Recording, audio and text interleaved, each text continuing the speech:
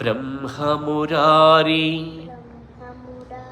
सुरार्चितलिङ्गं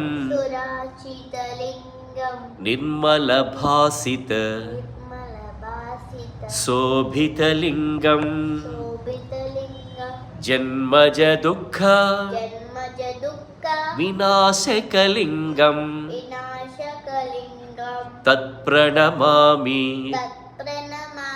सदा शिवलिङ्गं देवमुनि प्रवरार्चितलिङ्गं कामदहन करुणाकरलिङ्गं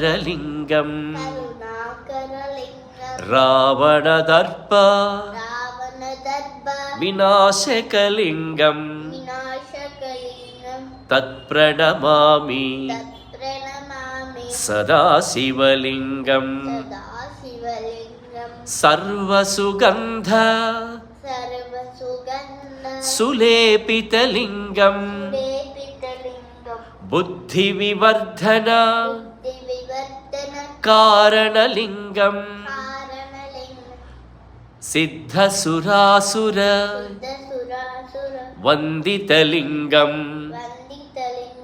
तत्प्रणमामि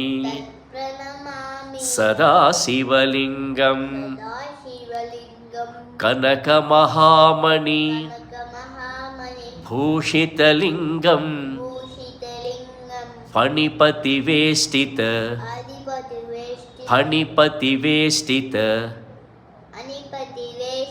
शोभितलिङ्गं दक्षसुयज्ञ विनाशकलिङ्गं तत्प्रणमामि सदा शिवलिङ्गं कुङ्कुमचन्दन लेपितलिङ्गं पङ्कजहार